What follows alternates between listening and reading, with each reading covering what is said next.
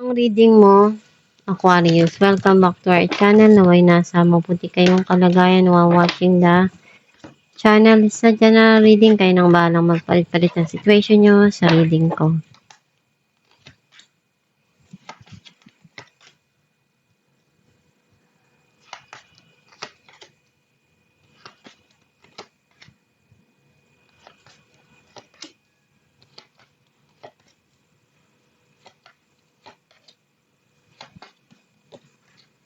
At the bottom of the deck, the Devil.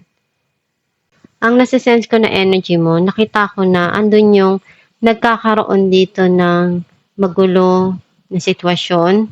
Hindi magkasundo dun sa mga idea, sa mga nangyayari, or may mga nagpapagulo sa buhay mo, sa isipan mo, or may nakikisali dun sa gulo.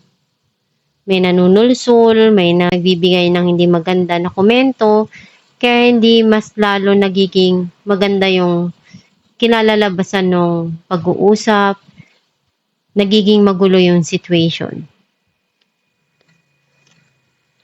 Ang mensahe ng card mo, makukuha mo kung ano yung justice na gusto mo. Some of you, magkakaroon ng clarity yung situation.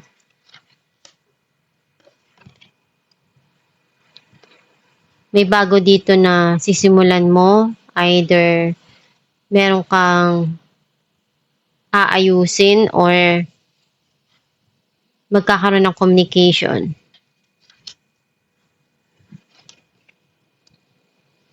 Iniisip mo kung ano yung paraan na magagawa mo pa para kumita or mapalago yung financial mo, yung career mo.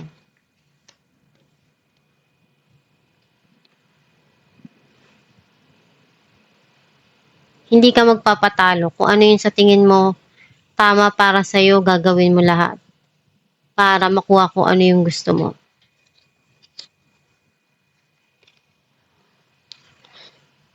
Busy-busy ka sa mga ginagawa mo dahil masaya ka sa kung ano yung meron sa'yo. Masaya ka dun sa ginagawa mo. Masaya ka sa mga dumarating sa buhay mo. Mas lalo kang naging matatag dun sa mga pinagdadaanan mo. And kung ano yung mga nangyari sa nakaraan, isa yun sa nagpatibay sa'yo at naging matapang ka na harapin yung mga pagsubok na dumarating sa buhay mo. Gusto mo na kalimutan yung mga nangyari na hindi mo nagustuhan.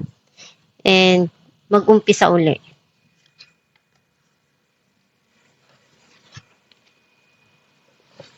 May magandang balita na darating at hinihintay mo na to. Some of you, may mga bagay na gusto ka pang gawin at pinag-iisipan mo mabuti kung ano yung kailangan na paraan para mas mapabilis yung mga gusto mo. Clarify natin justice. Six of Cups and the Lovers.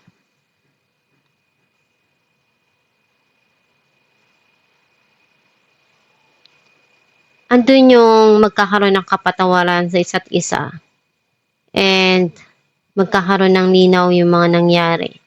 Mag-uusap ng maayos at ibibigay yung pagmamahalan sa isa't isa.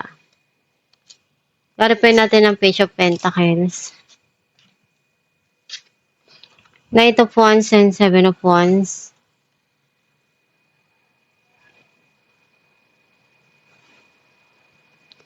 Andun yung pananalig mo na kahit anong mangyari, gagawin mo yung lahat para makuha kung ano yung goal mo sa buhay.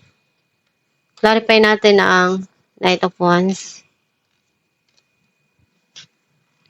Six of Swords and Six of Swords. And andyan palagi yung gabay mo. Binabantayan ka, tinutulungan ka sa kung ano yung ginagawa mo.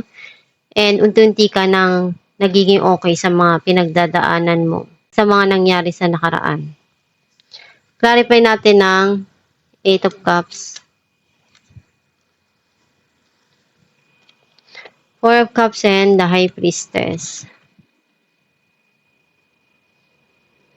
Alam mo sa sarili mo na kailangan din na magpatawad at ibigay kung ano yung kailangan do sa sitwasyon.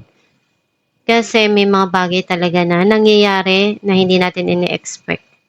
At alam mo sa sarili mo na kailangan na maging mapagpatawad at pinag-iisipan mo mabuti yung mga ginagawa mo ngayon. Ayaw mo magbitaw ng salita basta-basta kasi ayaw mong makasakit sa iba. Clarify natin ang Ace of Swords. Knight of Cups and Nine of Pentacles. Andun yung pagmamahal nitong tao na to. And nakikita niya na masaya ka sa kung ano yung meron ka ngayon. And alam mo kung ano yung gusto mo mangyari sa buhay mo. May mga idea ka kung ano yung hakbang na gagawin mo para sa mga pangarap mo. Clarify natin ang Seven of Wands.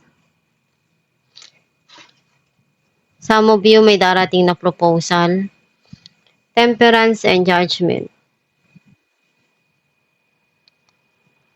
Kailangan mong habaan yung pasensya mo sa mga pagdidesisyon mo para hindi ka magkamali at gawin mo kung ano yung kaya mo sa bawat sitwasyon na dumarating sa buhay mo.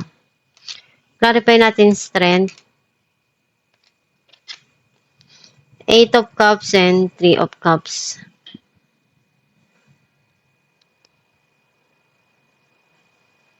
Naging matatag ka dun sa mga nangyari sa buhay mo and magkakaroon dito ng pagkikita or may darating na celebration. Clarify natin ang Page of Wands. King of Wands and Two of Wands. Itong tao na to nagpaplano siya or mayroon siyang sasabihin sa'yo kung ano yung gusto niya na mangyari. Alamin natin kung ano mensahe para sa'yo.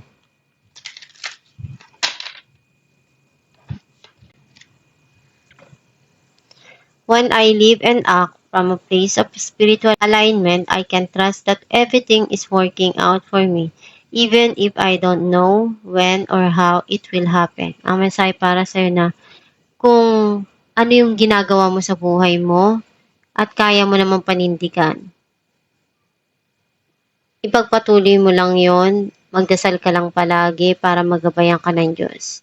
And magtiwala ka sa Diyos Ama at sa sarili mo, sa mga ginagawa mo na kaya mong maabot yung mga pangarap mo. And nandiyan lang ang Diyos para gabayan ka palagi sa mga nangyayari sa buhay mo. And isipin mo lang palagi na kung ano yung mga pinagdadaanan mo, magiging maayos din lahat basta magtiwala ka palagi sa kakayahan mo. And isipin mo na magiging maganda yung mga resulta ng mga pinaghirapan mo at ginagawa mo sa buhay. Kung ano yung iniisip mo, kung ano yung ginagawa mo, iyon din yung darating sa'yo. Basta i-attract mo yung maganda, yung positibo para iyon yung outcome na dumating sa buhay mo. And huwag kang susuko sa mga pinagdadaanan mo. Lahat ng yan, matatapos din yan at darating din kung ano yung mga gusto mo sa buhay. At itong yung reading Aquarius, kung nakaresonate ka, kindly comment down below. Thank you for watching.